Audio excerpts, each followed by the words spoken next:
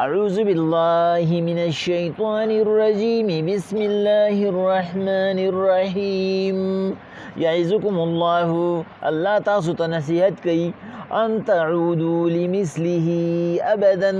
چرته بیا د نه داسې کار اونشي ان کنتم مؤمنین که تاسو مؤمنان یې ویبین الله لکم الآیات الله واضح کوي حکمونه خپل والله علیم حکیم الله پوه دی او حکمت والا دی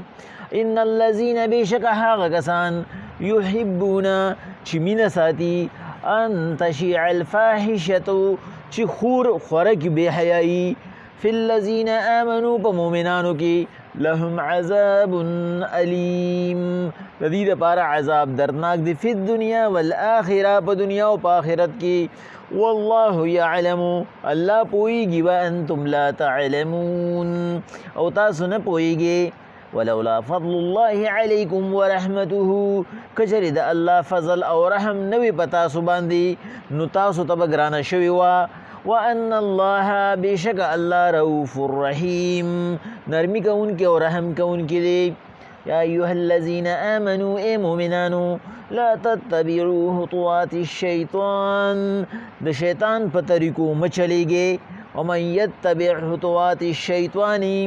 او څوک چې روان شو په طریقو د شیطان فانه یأمر بالفحشاء والمنکر بشک دی حکم کوي د لوی او د وړي ګناه ولولا فضل الله علیکم ورحمته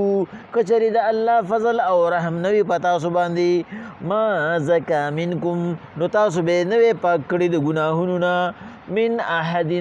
ابدا هیڅ یو کس هیڅ شری ولكن الله یزکی من یشاء لیکن الله پاکی هغه څوک چې چاته اراده وشي والله سمیع علیم الله اوریدونکی دی او پوهه دی الله پاک پس د هغې نه چې معامله ټوله صفا شوه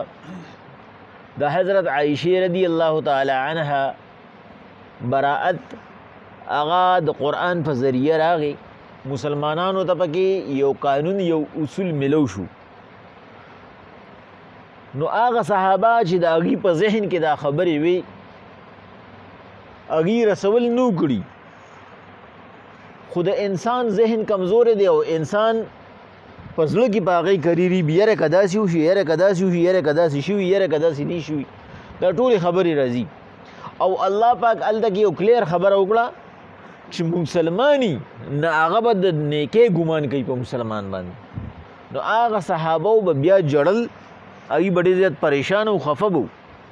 د چا ذهن کې چې دا خبر راغلی و هغوی په تلفظ قدر یې نه وکړی خو په ذهن کې خبر راغلی و دا د کامل مسلمان کار دی چې د هغه نه یو غلطي وشي نو د هغه زړه پې بیا نیمګړي هغه غلطي که د هغه نه صرف او صرف په خیال کې شوي چې یار هغه وایي کیدای شي داسې پکار و کیدای شي داسې پکار و چاته یې ویلي هم نه خو دا د هغه د ایمان د کره کېدو نښه ده